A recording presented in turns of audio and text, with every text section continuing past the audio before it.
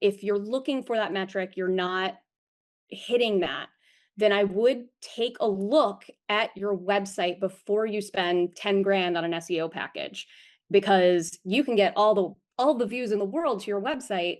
If you're not converting people, then it's not going to do you any good. Hi, and welcome to the Master the Media podcast. I'm your host, Amy Gorin, and I'm here today with a very special guest, Ansley Fones. Welcome, Ansley.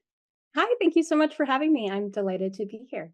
It's wonderful to have you. Ansley is one of our amazing Master the Media instructors. She helps our students create media kits, and she also is the designer of both of my websites for Master the Media and Plant Based with Amy and the Home Edit. And I will let her introduce herself. We're going to be talking today about how a well designed website can help you make more money with brand partnerships and your business. So, Ansley, if you want to tell us more about yourself? Yeah, so I am a web designer and developer. I've been working with Amy, I want to say, for 4 or 5 years now. It's been a while. So I have recently niched down into, I am exclusively working with like women in the health and wellness industry now to help them do to Amazing. create their website presences. And then of course I also do feedback for module 7 of the Master the Media program to give to help people elevate their media kits so they just look extra professional. I do just want to also specify that it's been a couple of years since I've worked with the Home Edit, because they switched off of my platform and they went to Spotify. I wish them all the best, and they're so wonderful and I love them very much. But they ended up just switching to a platform that was not my specialty. So because they wanted to be more sales focused instead That, of like that, that, website blog that focused. happens. I know it happens. People grow, and like that's so great when people graduate, from your services because they need, something more. I'm just a one-woman studio, so I love working with small businesses, people who are just getting on their feet or growing their business. But then it's wonderful, like baby birds leaving the nest when they graduate and they need like a whole in-house web design team. And I'm just like, well, that's not me. I'm just one person. And I like just being one Yeah, person. I can't even imagine that having a whole team. Yeah. Amazing. Yeah.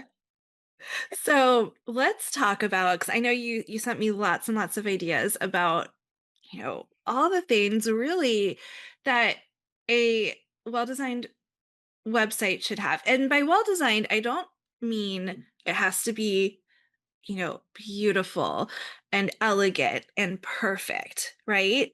We're not Absolutely. talking about that. We're talking about functionality. And so maybe let's touch on that before we move forward.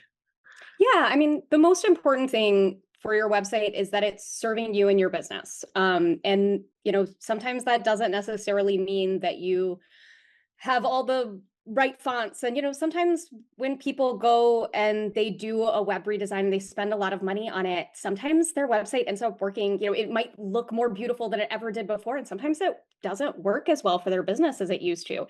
Probably because they've made some errors in clarity of their website, or I mean, we're going to probably end up talking a lot about conversion rate. And so their conversion dropped off, and it's just not serving their business as much, even though it might be more visually appealing in terms of like an art piece. It's not as functional as a business website for them. Yeah. I mean, I think that's a really, really great point. And I mean, before we dive in, I'm gonna just share my own personal website journey. I had a homemade website on a platform called Jimdo, which like nobody uses I for remember years. that. And I came to Ansley and I was like, this is for my nutrition website. I was like, hey, I have like how many I had like thousands of pages, right? And so she helped me not only make a beautiful website, but a really well functioning website because I wanted to qualify for ad revenue. But for if I hadn't cared about ad revenue, I was getting everything else that I needed except for like those lead generations and those the people coming to my website. But I was getting all the brand partnership work that I like that didn't really shift with like so somewhat ugly homemade website versus a beautiful website. And like I said, the things that changed are now I have like this huge newsletter list because we're talking about conversions and I have people coming to my websites, which equals ad revenue. And so those are sometimes the types of things that people care about when we're talking about functionality. Yeah, absolutely. And I ideally you have both. You have a beautiful website that is very functional, and having a beautiful website is one of those things that, can help with the functionality, because it can help people stay engaged on your website, and it can help build credibility for your website because it looks like, somebody cared.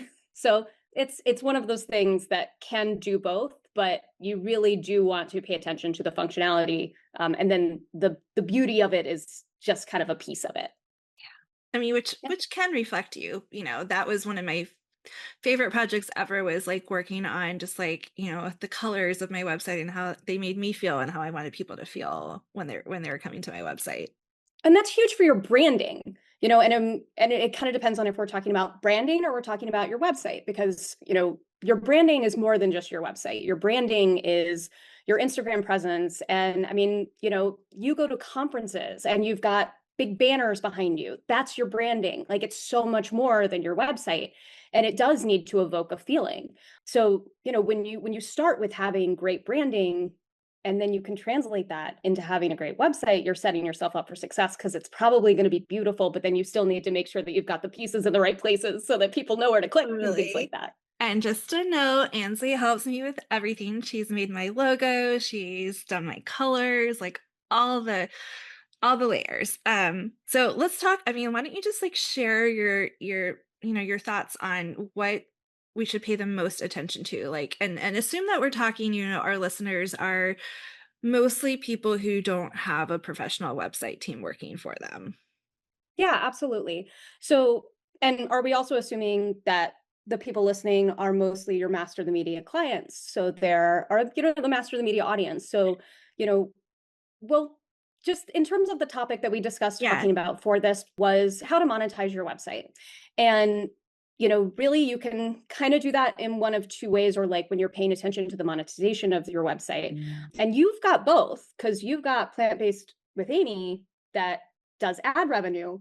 But what I was thinking to talk about more today was probably what more of, the audience of this podcast is focused on, which is lead generation. So they want people to book them, and they want people, or to book them as clients, but they also want people to reach out to them for booking them on podcasts or TV spots, or press releases, that kind of thing. yeah, So absolutely. So we're talking about, yeah, like media being able to find you so they can interview you, and also brands being able to find you so they can hire you for spokesperson work and consulting work. yeah, because it's definitely two different kind of targets that you're, and it's two different techniques that you would really use to monetize your websites. um Absolutely. And that's why, like, for instance, I don't have ads on Master the Media because that wouldn't serve my audience well. exactly. So, when people come to me and they're talking about, their, wanting their website to make more money for them. So to define that, we're talking about, not ad revenue. We're talking about your website will make more money for you if people are taking a certain action on your website. That's what we're trying to get people to do. So, your call to action, your lead generation, fill out your contact form, if you've got like Calendly or something to book a call with you. So we're talking about generating leads. And I would say that the first thing that people should really do, that I see a lot of people skipping, is know where you're at now. I start working with so many people that don't even have analytics installed on their website. So how can they know what they're doing? And those people assume that what they actually need is like an SEO consultant, that they need more views on their website. And so, they'll talk about, all right, well, what can I do to get more people on my website? And then we'll install analytics, and we'll actually see that there are a lot of people coming to their website and then they're leaving without doing anything. So, the first thing is get analytics on your website. It's pretty easy to install. If you go to analytics.google.com, it's free. It walks you through the setup. If you're on something like, WordPress or Squarespace or something like that, you can get like, with WordPress, you can install a plugin. With Squarespace, there's like the header box where you could just pop in your analytics code. And like Wix has those. Basically, all of the website builders have those, so that you can really easily install that. And it takes a little while because it can't get that data from before you installed it. But once you've installed it, it will start collecting data on your website, and you can see where you're at. And analytics, to be fair, is super confusing, but there's really only two things that you need to look at to get started. The first one is how many people are coming to your website at all, which you can see really easily from like the reports section. And then the second thing, and this is getting a little deeper into the things that I want to talk about, but the second thing is to set up a thank you page for your primary call to action and see how many people are getting there. And then you take the number who's getting to your thank you page and the number of people that are coming to your website at all, take the percentage of people. So divide the number of people getting to your thank you page by the total number of people, and you've got your conversion rate. So now you've got a metric that you can start to try to improve upon. Wow, Um, it's that simple, really. it's like if you have a call to action, so something like a contact form, and you can set that up to go to a thank you page, now you've got, yeah, a metric for your conversion. Now let's just say, for instance, you have like three different call to actions. You have a contact page, you have, say a masterclass to sign up for or a webinar, and you have something like a freebie that's emailed. Can you add up the thank you pages, like all three thank you pages, and get your overall conversion rate that way? Yeah, I mean, your conversion rate is, you know, uh, I was talking very simply. It's like the most simple version of conversion rate. You can have conversion funnels where it's like these people who end up in this, and what's the rate for that one in particular. But yeah, if you're like, my goal is to get people to engage with my website in any meaningful way, then yeah, I would add up those three numbers for those success pages for those forms and divide that by your total number, and that can be your conversion rate.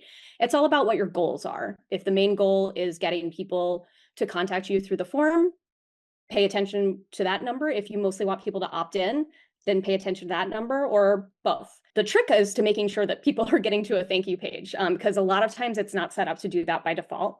And that's really something that I've started emphasizing a lot more to my clients, because people do want to know about their conversion rates. And if it's set up to do that from the beginning, then you can collect that data even later if you haven't paid attention to it in a while. So it's really useful. Yeah, I mean, that's a really good tip. What is your ideal conversion rate for a website? So a really good conversion rate, and this is going to sound like a low number, a really good one is 10%. Because you're going to have a lot of people coming to your website who, are not a right fit for your product, who have gotten there, I don't want to say like by accident, but like, came from a random link that was floating around on the website and they thought it was for something else and they clicked on it and they were like, oh, this isn't for me. So you're going to get a lot of that. But if you get 10%, then you're doing great. Okay, and what if, like, let's just so we don't like freak out our listeners, or they're like, oh gosh, I'm getting, I know we have a lot of high achievers listening. So like if we have someone who has like 8.5%, like what's their range of like you're doing pretty good? Oh, I mean, if you're in the 8.5, you're also doing really good. I mean, it's all so particular to your website, but I would say that if you're getting in like the high, like close to 10, or I mean, even higher, then you're doing really, really well. Obviously, the most important thing is that you're getting enough business, that you're making enough money and booking out your calendar. So if you're doing that, then you're doing great no matter what your conversion rate is, right? But if you're looking for that metric, you're not hitting that, then I would take a look at your website before you spend 10 grand on an SEO package, because you can get all the views in the world to your website. If you're not converting people, then it's not going to do you any good. So I would take a look at your conversion first and see how it's doing. And it could be that your, website, if your conversion is low, there's always a possibility that the people who are coming to your website are not your target audience. So maybe for some reason, your website is floating around in a sphere where eyeballs are getting on it, where they're not the right eyeballs. And that is something to worry about. But, barring that, you've got people coming to your website. If they're not clicking on the things that they're meant to click on, then that's something to work on. So do we want to talk about how to get people to click on those Yes, things? we do. Okay. So the first thing that people usually think about is your homepage, right? Because most people are going to land on your homepage first. And the big thing for, years and years and years has been what's above the fold. And if people out there listening do not know what that is, it's a term in web design that comes from newspapers, where if you have a newspaper, whatever is above that crease when the newspaper is folded is the most important things on the newspaper. It's going to get the most attention. It's going to create the most buzz. That's what is above the fold is. And when that was translated into web design, it meant whatever you can see before you scroll. And keep in mind that this is whatever you can see before you scroll on desktop and on mobile. And you've got a lot That's less, harder. Yeah. you got a lot less real estate to work with on mobile. So there's a lot, and I'm not going to get into the nerdy stuff here, but there's a lot of buzz around the web design sphere that above the fold is dead and we don't need to worry about above the fold anymore. And I think that's true and false. Very helpful thing for me to say here. But what I think is true about that is that people do tend to scroll. Even people who are about to bounce from your website usually tend to give you like 2 good swipes. And if you don't have them by then, they're out. But what I think has happened and why people are bucking against this above the fold trend is because that it led to a lot of cramming stuff above the fold. And that can dilute your message. So if you're like, well, I've got, I want people to book me for my coaching services, and I want people to invite me to come on their podcast, and I want them to, invite me for keynote speaking, and I also have a blog, and I need them to subscribe to my newsletter. And if all of this isn't about the fold, then nobody's going to know about it. It's going to be way too much. Yeah, like too many decision points. Too many decision points. So you've really got to take it back. Trust that people will get to your secondary, tertiary calls to action if they're meant to get there. But what you need to do above the fold is a little cleaner. And what I like to see above the fold is the answers to 3 questions. And those questions are what you do, who you do it for, and how to get it. I don't even so much care about who you are yet above the fold, because when I land on your website, I'm thinking about me. And I'm thinking, am I in the right place? Is this website for me? Am I wasting my time by being here? I don't need to know exactly who you are. I do need to know who you are at some point. So that does need to exist on your website. I need to be able to find it really easily. But when I land on your website, I just want to know I'm in the right place. So again, that was just what you do, who it's for, how to get it. Yeah. And I feel like it's, what we can make this so complicated, but those 3 questions are really the same questions that we ask ourselves for almost anything we do, for niching, for, what types of clients we're serving, for, what we should put on our Instagram page. Like it's all the same questions, right? Yeah, absolutely. I mean, and I think that one thing that people do miss a lot when they're creating a website and they're writing their copy, I mean, especially for your homepage is a welcome. Your homepage is, thank you so much for coming, and you're in the right place, and I do the thing that you're looking for, and it's for you. And what it's not is your life story or every single service that you offer. Or, you can have like, here's like the tasting menu of all the things I offer, but it doesn't need to be the complete service copy, every single thing about it. I like to see, I call it, a tasting menu homepage, where if you do have, you do client coaching, you have speaking gigs, you go on podcasts, where you kind of like hint at all of that on the homepage. And you've got, if you're interested in learning more about this, click on this. And if you're interested in learning more about this, click on this. But at the top of the homepage, what I would want to see is like, speaker, coach, nutrition speaker, coach, and podcaster, or something like that, to give me, oh, okay, this person is an expert. They do offer coaching. I can book them to speak. And then, a button that says, book me today. And book me today could be for coaching. It could be for speaking. It could be for podcasting. So, that's a great call to action for all of those things. And then when I get to the form, you can have like one of those little radio buttons where I'm like, what am I actually interested in? So you really just want to get people to know what the thing is you want them to do. And like a lot of people are probably not going to click that first button because they're going to want to know more about you. But what it's done is it's put in their head, here's how I get the thing. Once I've decided how I want the thing, here's how I get it. And I know at least one place I can get it.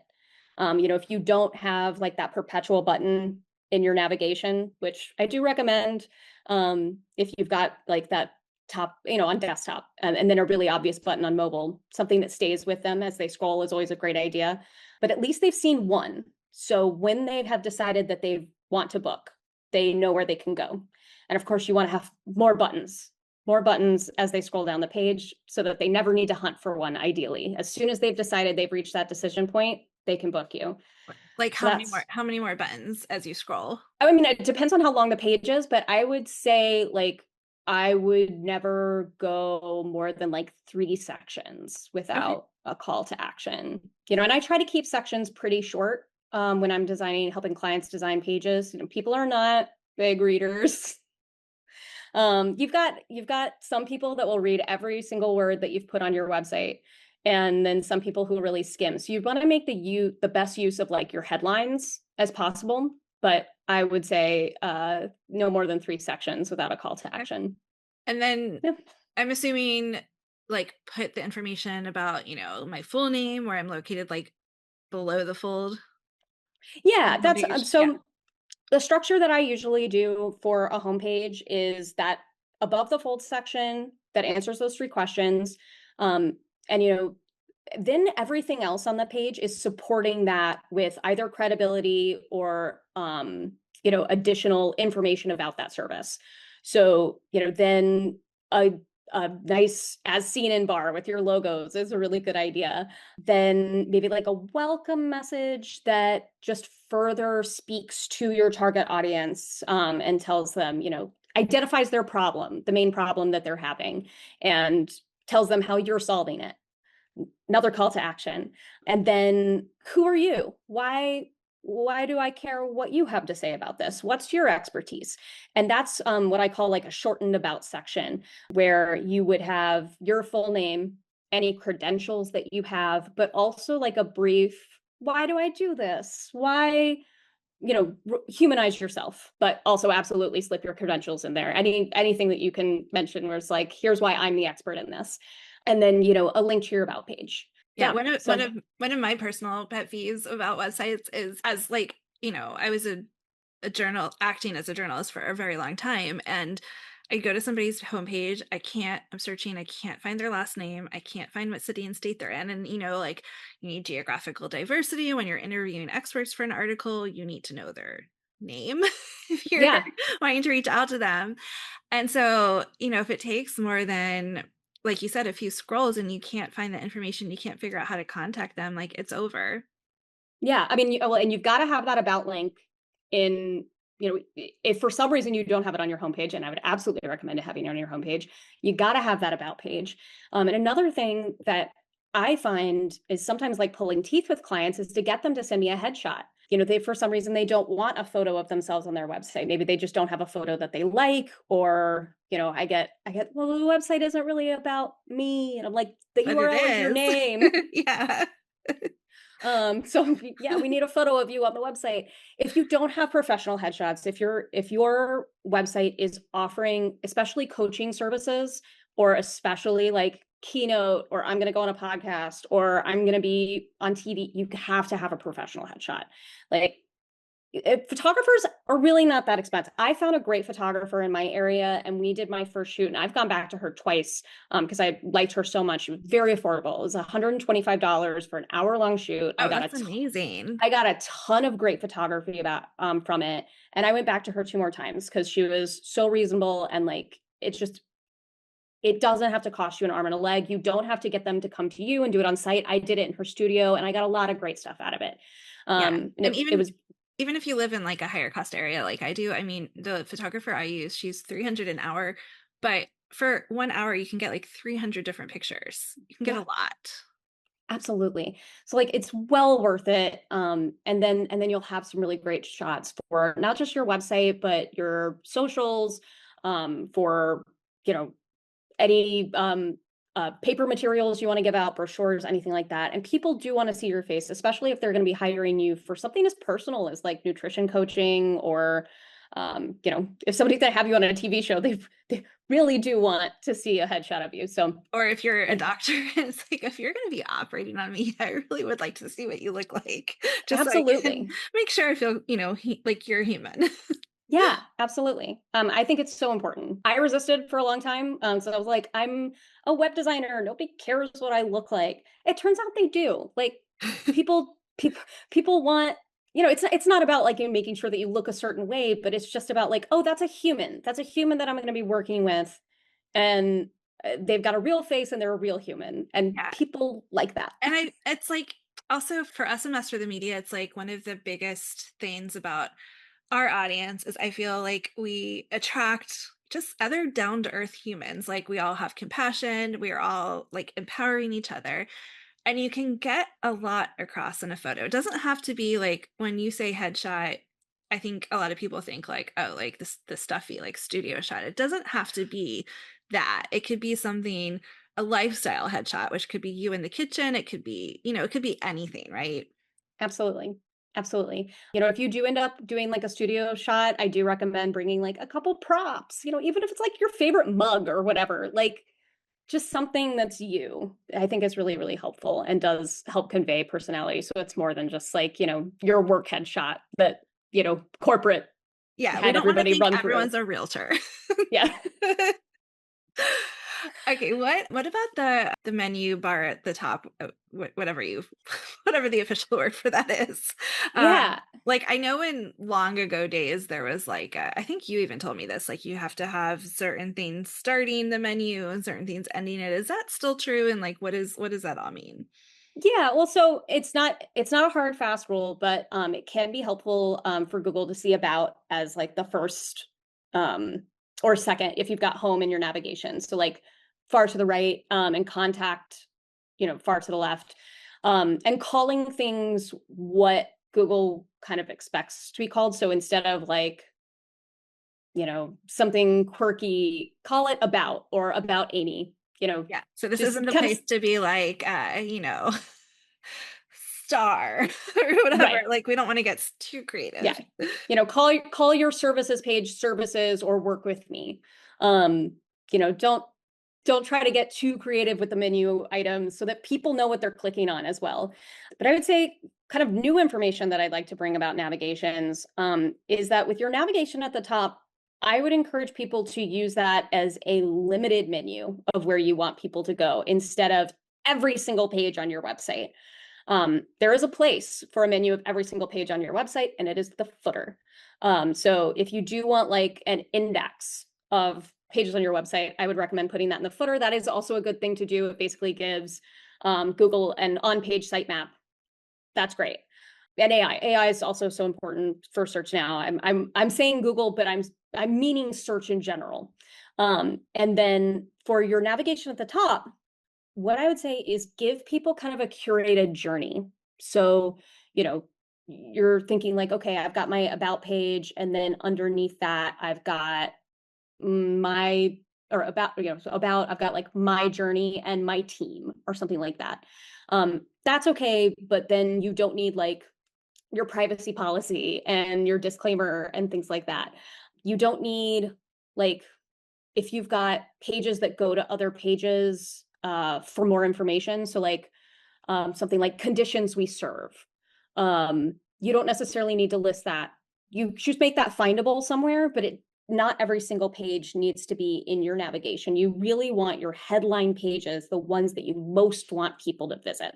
So I like to stick to where possible about services and then sub pages for services if that's important or like if applicable. So like Um, for you guys listening, that could be like, nutrition consulting or nutrition clients, spokesperson brand partnerships. Yeah, opportunities, recipe development. Like you could have like a in front of the scene brand partnerships, which is essentially that spokesperson, and then a behind the scenes brand partnership. And if that could be like writing, it could be recipe creation, it could be whatever you want it to be. absolutely. And I would also say that for a lot of people that I work with, it makes sense to put all of that on one services page. It kind of depends on how much copy you have for it. It's not necessarily the case that you're going to be like ranked better by having just a landing page dedicated to this unless you have filled it out with copy. Like if you've really written applicable copy, you've got supporting text, you've got maybe supporting testimonials about it, you've got really just enough text. If you've got one paragraph on a page that's like, and I do brand partnership, it's not really helping you more than to have just like that information on a services page.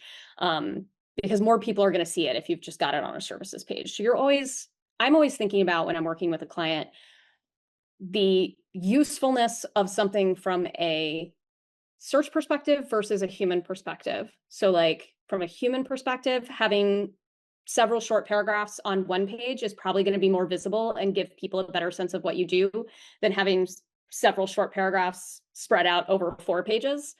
So you kind of want to think about that as well, is, if it's just short content, put it on one services page. Yeah. If you have a lot of content about each of the services, then create individual pages for each service. That makes total sense. What are your thoughts on media kits? Like, should you embed them on your website? Should you have a link to them? Should you not even, like, should it be a download form? How should that be presented? Yeah, I usually, so like on a speaking page or a relevant page. So I usually don't make it like a link in the navigation. So what I usually do is if they've got a speaking page or a brand partnership page, is high on that page. And then again, at the very end, I have a button right next to the contact button. So they'll have usually 2 calls to action side by side on that page at the top and the bottom. That's, book Amy or download media kit. And then again at the bottom, ready to work with Amy, a little bit of supporting copy, and then book Amy now, goes to contact page, download media kit, and that links to the PDF. Smart. Is there a reason not to have it as a standalone page? So if you make it like a standalone page in your navigation, you kind of have to decide, all right, am I going to link directly to the PDF, which is going to open a new page and kind of be jarring for people because people kind of expect it from a button if it's going to open a new page and just down and like have a PDF or even generate a download. I feel like people don't expect that from a navigation. You click on a navigation, you kind of expect the page to reload and you end up on another page of this website as opposed to a PDF download or, just ending up on a PDF. That's a good reason. Yeah. So, kind of managing expectations. Yeah. So we've talked about so many helpful things. What about, freebies? Like how many, I think we've all heard like pop-ups are great, pop-ups are horrible, like which is it? So, they do tend to work. So it's pop-ups are terrible, but they work. So it's kind of the official line. There was a period where Google was penalizing people for pop-ups on mobile. I don't think that's the case anymore, but I like to find other ways because there's also people that are just like, oh, I wanted that pop-up, but I closed it too quickly because of reflexes. I'm just so used to closing pop-ups. That happens to me every once in a while where I'm like, close. Oh, wait. And then you like refresh the page, and I wanted that. That coupon is gone. I've already got the cookie. So like, then if I really want, I've got to open it incognito. And so, I would say if you're going to have your opt-in via pop-up, I would have it another way somewhere on your website. So whether that's like on your sidebar or your footer or something like that, just because, touch points. This is a concept for marketing where just it takes a certain number of touches for people to actually buy something. And, in traditional marketing, that's, they need to see a TV ad and they need to see a billboard and they need to see a mailer. And then after they've seen enough of them, it'll be in their brain and they'll finally book or buy it or whatever. And when you're thinking about a web design, you don't have as much real estate, or you've only got the real estate of the screen, but redundancy is not necessarily a bad thing. You do still have to get these things in front of the people who are, on your website. And if somebody is spending enough time on your website that they're going to see something multiple times, you want to make sure that they've got opportunities to click to get something multiple times.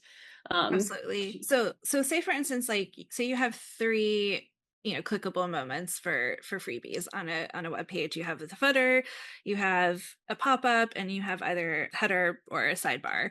Should those all three be the same call to action, or can they be different freebies? I think they can absolutely be different freebies depending on, what all you have, but here's my big thing. Make sure you're tracking which one's working, and what's serving you. And like maybe every once in a while, switch it up and see, like, okay, so I've had freebie one in the header and I've had freebie two as a pop up for some time. And the results are going okay, but I wonder what would happen if I actually took freebie one and made that the pop up. Would it do any better? And like, make sure that you've taken some analytics on how it was before and then take some analytics on how it is after, and just make sure that it's serving you and getting to your goals. I think having multiple freebies is totally fine. It's not like it's going to confuse people all that much or anything like that. They're going to see the thing that they want and get it or not. But, I would just say I think what I would potentially do is maybe create like a freebies page if I have multiple freebies. Um, and you're worried that people will like close the pop-up and then not be able to find that one anymore, would be having like a freebies page on your website. So if I've closed that, in my navigation, I've got freebies and I can go there and it's got all the freebies and you can opt in for any of them and get the one you want. That's a good idea. How would you, so tracking, like how would you get analytics on a footer that you could actually use? Like, because is it like you're tracking like how many people come to your homepage, and then how many, like, do you even get a thank you prompt on a footer? I guess you do. I mean, it totally depends on Yeah. what newsletter service you're using. You Yeah. can set up most of them to take you to a thank you page. So then you would have like, so if you wanted to go one step into more complicated Google Analytics, there's a really cool feature under Explore and then Path Exploration that will let you look at how people are navigating your website. So you can actually like go to the home page and it'll show you how many people are splitting off to go to what page. And that's really cool. And what I really like about that is you can go to, like, for instance, an opt, if you've got a dedicated opt-in page or like your contact page, you can actually see how many people get to that page and then end up on your confirmation page. So that's really cool for if you've got a dedicated page for an opt-in. It doesn't work quite as well for a footer because your footer's on every single page. Um, but with that, I mean, you could set up more complicated viewing, but now you're kind of you might need a developer to help you type territory to get that kind of analytics set up. Got it. Okay. Yeah. Yeah, that's really helpful. What else should people know? Well, one thing that I was thinking about before our call was, just in terms of, credibility, conversion, making people, trust your website, like your website, convert from your website, that I have been struggling with recently, with clients and even with myself, is AI. And I am not a Luddite by any means. I use AI every single day. And I think it's an incredibly useful tool. But I do think that people are over relying on it to write their copy. And I think that it's becoming an issue where, whether people know it or not, we're seeing the same content over and over again. And it's kind of interesting because if you like think about how an LLM works, um, it's bringing you back to an average, right? It's intentionally bringing you to a mean. So it's taking whatever you feed into it, and then as a prediction model, it's giving you back whatever it thinks is most likely to be the right answer of what you're trying to get it to do based on what everybody else is doing. So it is, by definition, making your content more like everybody else's. And so what I would say to counteract that is not, don't use AI, or, like, yeah, that I'm not saying don't use AI. Yeah, I feel like it's almost impossible not to use AI in this day and age. So what I'm saying is, don't take your content and feed it into AI and then use that. Feed your content into AI, take that and give that one more pass in your voice, because that's going to help rehumanize it. That's going to help differentiate you. Take their sentence structure and reframe that as much as possible, because it's that three frame Yeah. printed structure that they use on absolutely everything. Get rid of all the M dashes, get rid of all Oh the my extra gosh, I was about to emojis. say M dashes. It's like one major flag for AI is like overuse of the M dash, which is my favorite. Like, it's my I favorite punctuation mark. I know it's ruined. It You can't is use it anymore. forever. I know. I'm sorry. I know I feel bad for people who like loved, because it's a very useful grammatical punctuation, but sorry, they ruined it. So you got to get rid of all those. You got to get rid of all of the emojis as bullet point starts, because they're dead giveaways. But most of all, you've got to put your voice back into it, because we're just seeing, I mean, especially as somebody who has been for the past 15 years working with, women-run businesses in health and wellness, and increasingly with like people that focus on like menopausal health. I am seeing the same content flipping around, just like I'm like, oh yeah, I read this 20 times in the last 2 years. It's like you really gotta, and I work with my clients on getting their voice back into it, but it's definitely a tricky thing, I think, when AI is making it so much easier, but just got to take that extra step. Yeah, and my favorite like ways, this could be a whole nother podcast episode, but like AI can be very useful and it can also be very detrimental. And the ways that I think it's really helpful for me is like you can feed it information and it's gonna find, can you find the answer like a needle in a haystack? And that's a lot of like what I use it for is like, here's everything I said in 5 hours of coaching calls, so I don't have to sift through all of this to find an answer. Can you find it for me? Versus, can you write me something like like you said that it's going to be repeating it everywhere. Yeah. And I mean, accuracy can be an issue too. I was working with a client where we took stuff that she wrote and put it, and we were like, okay, can you write XYZ? And it gave it back to us with like including tests, like citing specific tests that she does not do. So like you also need to check it just for accuracy, because I mean, it Yeah, doesn't know. and you have to like set the markers for like it's like how much guessing you want it to do, and like Yeah. there's so much. So Yeah. yes, I think that's a very good point to remember is don't over rely on AI. Yeah. You are Yeah. still you and people want to hire you for a reason. Absolutely. Are there any like we've covered so much helpful advice, and I know like I think everyone's gonna just walk away with, okay, I have a checklist of things I should change or work on with my website. Is there anything else that you want to leave listeners with? I mean, reach out to me if you'd like. I'm at ansleyphones.com. I probably, I mean, the people who do master the media are kind of my people. And I love to work with small businesses who are, getting their feet under them. Um, and yeah, I mean, again, to take us back to the very beginning, my thing is to make it pretty and functional. So that's what you really want.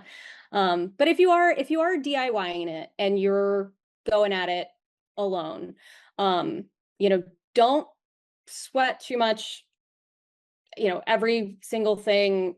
Don't let perfection be the enemy of getting yourself out there. A lot of people never go because they hear something like this podcast and they're like, well, I can't launch it until I've got all of these boxes ticked.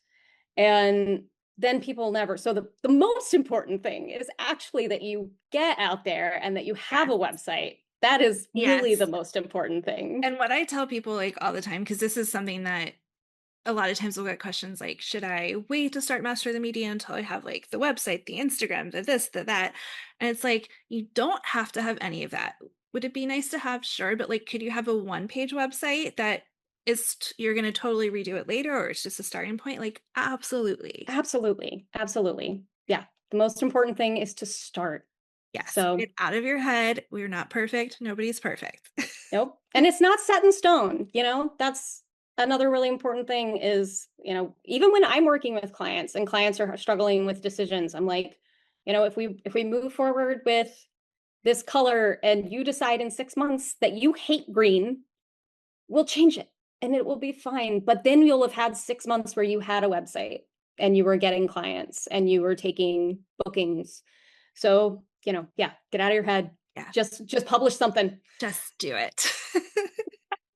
Well, and I can vouch for Ansley being wonderful to work with. So, Thank you so much. of course. Is there any other places you want to point people toward to find you besides your website? I think just my website because Okay. Yeah. I mean, you are you a can sign up. designer.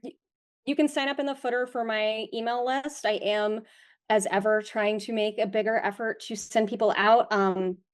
I'm writing, I would say, like a monthly newsletter. So, Awesome. um, So yeah, free design tips. yeah, it's free design. So it's also I've got some thoughts on AI that I'm sharing, and um, just kind of more business style advice and life, not like business Yeah. life, not just like here's what's happening with my dog. But if you want that, you let me know right through my contact form that you want to hear what's going There on you with my go. dog. That's a good use of a contact page. Well, thank you so much, Ansley, for joining us. And if you are listening and you want to learn a little bit more about how you can land paid brand partnerships, go to masterthemedia.co/BPS masterclass, and you can watch our free masterclass on how to land your first or next brand partnership in the next 30 days.